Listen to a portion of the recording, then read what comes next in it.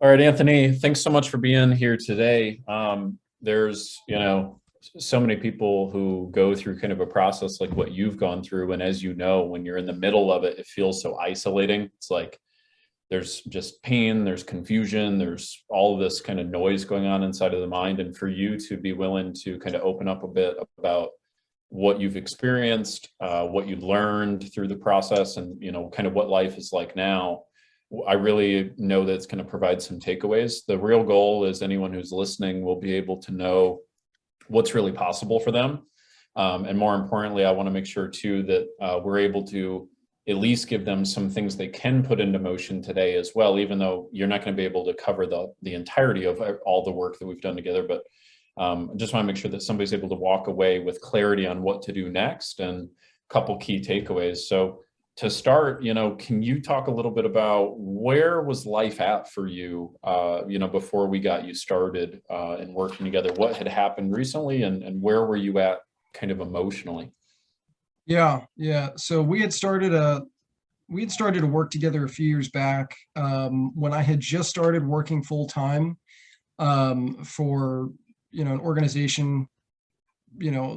I was really excited to start. I was you know a teenager fresh out of high school, doing some crazy stuff on the East Coast, working full time, trying some new stuff. And like from the moment I walked in the door at this new place, which I was so excited to get into, I was hit with the most extreme form of anxiety that I was never prepared for. It was like my body just fell out when I was in a meeting with the executive director in my onboarding training for the day. And I was literally just gripping my chair to try and hold it together. And for the year and a half that would follow working for that organization, I had worked with the highest amount of stress, anxiety, what I would call dissociative symptoms, where I wouldn't feel like I was there or here or real, or things weren't, things weren't right. Um, I would always get these tension headaches, and I would just tell myself all the time that I didn't belong there and that I was just continuously making a mistake, not just in my daily habits and daily tasks of the work, but in the decisions that I would make. And it would just leave me with this distrust in Mm-hmm. myself and my capacities as an employee. Mm-hmm. And it totally killed my ambition and confidence. Mm-hmm. And I had lost the job after almost 2 years working there. And this kind of gets us back to just before the pandemic. I had come home, and I was just in such a state of depression that, I drank almost every day, and it got so bad that I would drink and, hope to not to wake up. And that's when I knew it was like, okay, I needed to get something that was going to change my life, because it was either that or I was going down a path that was going to get me, one, in trouble, two, another person hurt, or three, myself hurt.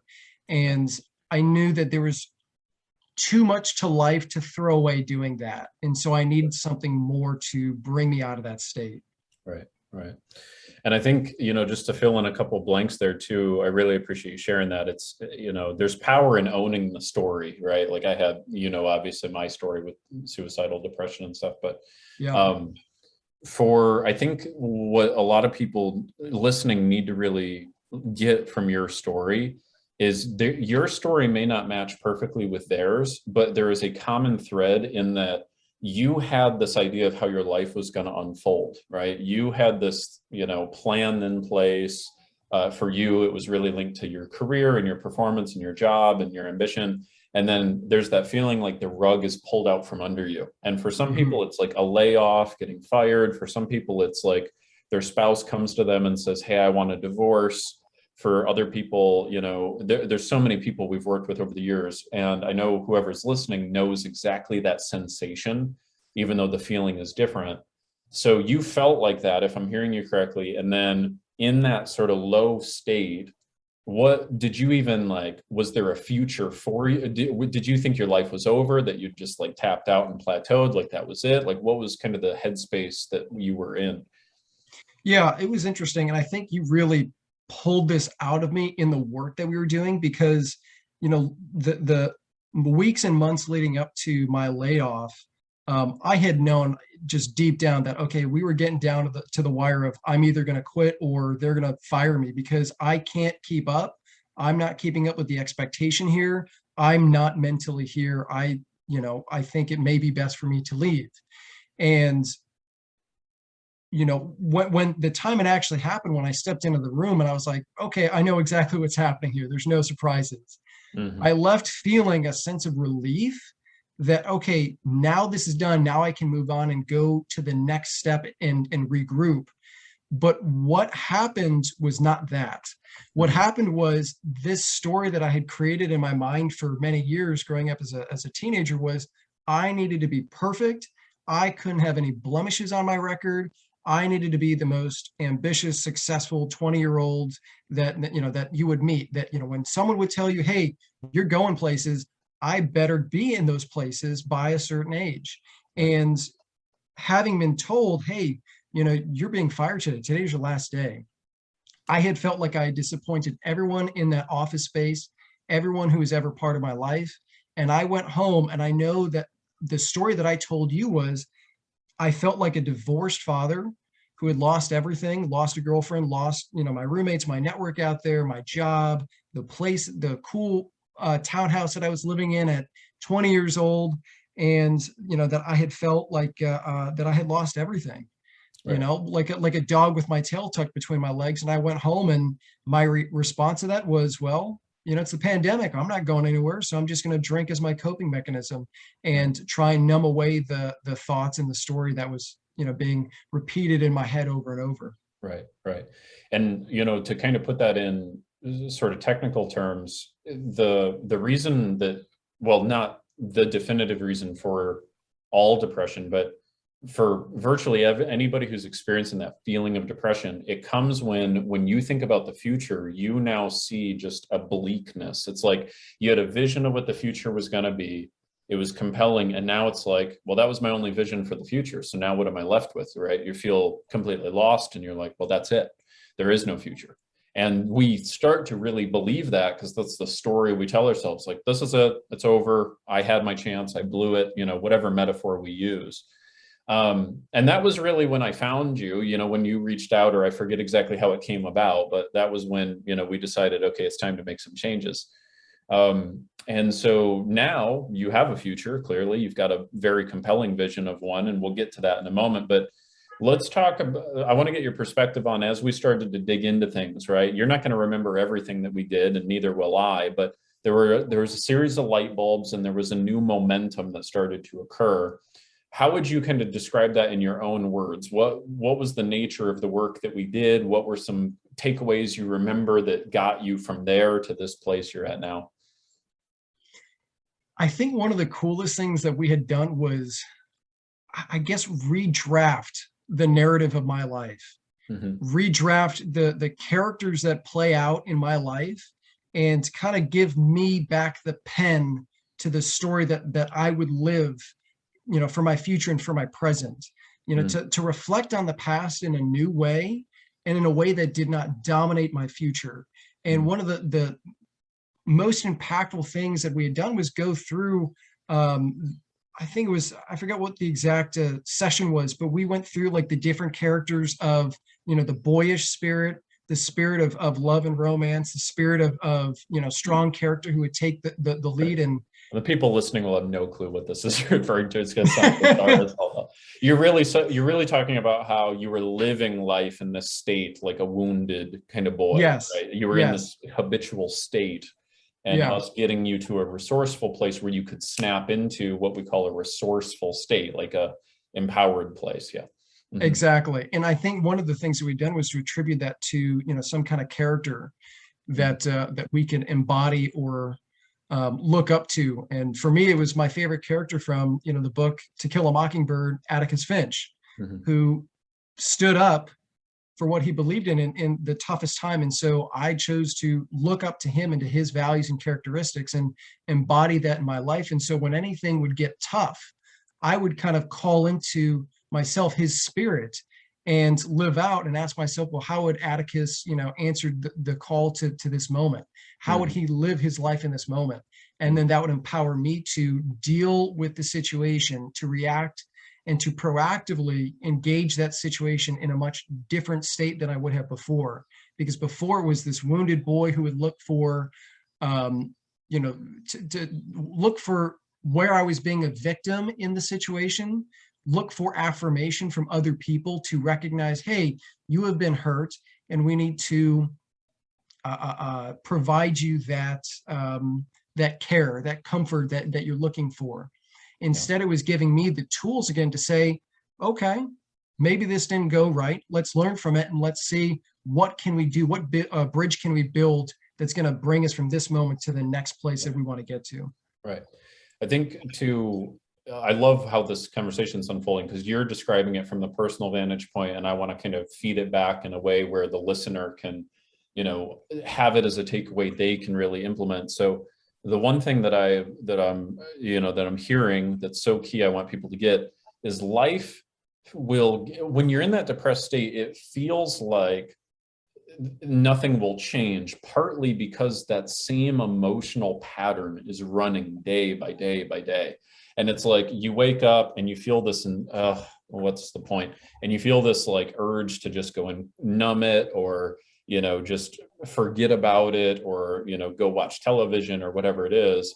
And then when you do contemplate the future, you're just imagining future days panning out how they are right now, and that's part of what makes it hopeless.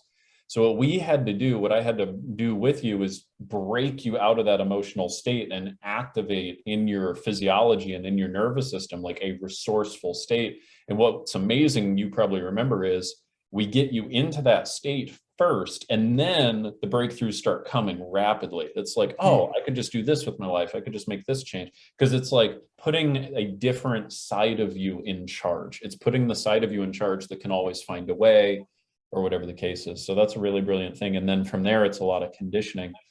Yeah, definitely. What would you say, kind of once you got that big distinction of like, oh, okay, I need to get in a resourceful state, right? What are one or two things that unfolded in the coming weeks that started creating momentum? And then how did your life kind of start to change once we got that resourceful state more present, in your daily life? Yeah, I guess the first thing that I began to notice was, it wasn't that immediate change where you're one person today, yesterday, and today you're a completely different person. Right. I think what started for me was I became more self-aware. I became more aware of, the things that I was telling myself. I became more aware of my body language. I became more aware of my interactions with other people. I think what you mean too, though, is you started actively choosing. Like you might have been aware before, like you Yeah. knew. Do you get what I mean? Is that what you mean? Yeah. Yeah, exactly. So I guess I was also a little bit more, I don't know if hesitant was the right word. I was more patient with life rather than so quick to react out of the initial state that I was reacting to life in, which was this, boyish victim. I'm hurt. People see that I'm hurt. That was something that I became so quick to react because I became comfortable in that state, and I was just doing that day in day out for so long that I kind of told myself, okay, we need to slow down and learn to incorporate a new state. And so part of that was, wow, my first reaction would have been to say, to use these words or to say these things to this person. But now I'm in control of this present moment, and I can say something different. I can think differently about how this person is approaching this issue with me. I can think differently about how I can engage the world. And so that choice was given back to me in every single present moment. Yeah. And then from there, it's a lot of just wiring it so it becomes automatic. You get a momentum going, and that resourceful part of you is really the one showing up. So this is really, really important because so many men, especially, I really wanted to do this interview with you because I think so many men are just unwilling to kind of own that they've been in that really dark, hopeless place. And I think either that or a lot of men are just feeling very stuck. They're in that wounded state.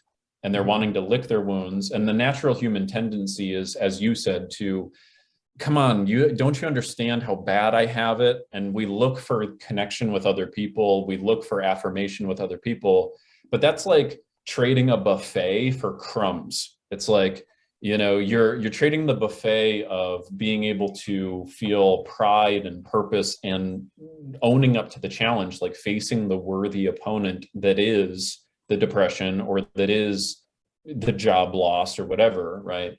But anyway, I'm rambling now, but what I'm really trying to get at is, I think another way to describe what happened is you went from what I call a depolarized state, which means you were emasculated. You were not like in your power, right? You really went into that, oh gosh, I'm just gonna feel all of my feelings and be hypersensitive and really look for people to understand and really affirm me, right?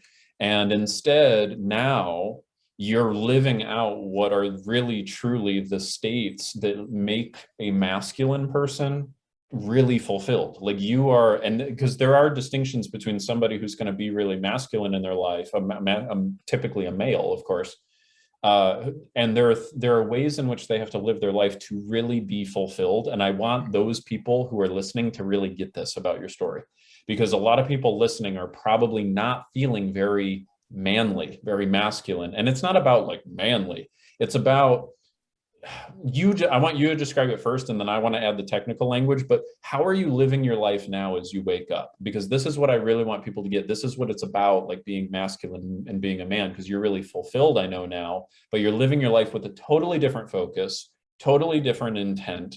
And moment by moment, it's just oriented towards something else. How would you kind of describe that? Yeah. I think I'll begin this by first touching on the image that you just gave us, which was the difference between, going out and getting the bread, get this bread, or trading it for the crumbs. Sorry. And I think we choose to do that because, when we've been hurt, like I had thought I was in losing my job, that I was in this driver's seat to go get, what was mine. That it felt like it was taken from me. And so what was guaranteed was the crumbs. And so I chose to go for what was guaranteed instead of what would empower me to go out and get what I wanted. That whatever I wanted in the world was already there. I felt disempowered from going to get it and going to create the path to get it. And so now I'm in a completely different state of life where, part of my daily motto is, what more can I do for other people? How much more can I love other people? How much more can I build other people up? And just doing that, living my life in service to others instead of, going out and seeing, okay, what can other people do to push me forward in my 5-year plan that I went to, when I left high school with, and all of a sudden it didn't work out. Then I came back home and I thought, well, gee, what's wrong in the world? Right. For me, it was, what can I do for myself so that I can provide it to other people? And now I live my life with purpose, and in seeking purpose out and building other people up. It's just, I wake up so happy just trying to do what I can for other people. Right. And the thing is, when you are pursuing a purpose that aligns with you, this is what I meant by that, is what I mean with a fulfilled masculine person. Masculine energy cannot be fulfilled unless it is chasing after something that is deeply meaningful to them. And ideally in a state of service. That's what I've found, right? Time and time again. And so when a masculine person feels that the way that they were meant to contribute to the world is taken from them, it's like collapse, you know what I mean? But the other piece of masculinity is response to challenge. And I think that's the thing that we awoke in you, right? Like before it was the story of, oh gosh, but then we reframe that and I want the men listening to this to really get this, like, so long as you subscribe to the story that there is no future and that you really are beaten, you'll never feel proud of yourself. There is no amount of drinking beer and watching Netflix and forgetting about the fact that you're not taking action to improve your life that will ever make you fulfilled. What will make you fulfilled is you go, all right, well, finally, I've got a worthy opponent in front of me. Let's rebuild this. Now I need to create anew. And I think one of the metaphors I gave you is like every good movie has a second act. It's like, the only reason we care about the character is he got his balls kicked and he doesn't look like he can get up, and he does anyway, you know, and that's a really beautiful thing that you're in. The other thing though, I want people to get, because we're talking about this almost in a way, and they're hearing you talk about like, now I'm living with purpose and I'm focusing on other people, and it's a beautiful thing. I think for somebody right now in the middle of their pain, it might feel almost like pie in the sky. It's like, all right, guy, that's really cute for you, but you don't understand how bad I have it. And I think one of the things people need to get that really happens behind the scenes, they're seeing you now in your state now, but it's also training the brain. And that's the key thing that makes the difference. It's not just, oh, come on, why don't you focus on other people? Because to somebody who's in pain, they'll go, screw you, you know, that's not going to work for me. But really it's wiring the brain to get to that confident place, that resourceful place, that place where you get new answers, that place where it's not just about you. Because really you're not in pain because of how life is. You're in pain because of how your mind is constantly reprocessing how life is right now. And I think that was the big thing. So yeah, we're going close to overtime, but this has been such a valuable conversation. If you were speaking to you from, you know, several months ago, right? If you were giving some helpful coaching and let's say that, you know, that person, you were able to impart like 3 things, like these are the things you either need to understand or the things you need to implement, right? Some immediate things that they could do. What would you say that would be? Yeah. Oh man, the first one, which has really brought me to this state of like, what more can I do in my day? Like, what more can I accomplish today and this week, is schedule your day, schedule your week, schedule your week on Sunday, and, you know, kind of break up. It takes a second to like plan out, okay, what are my milestones for the month, for the week, for the day?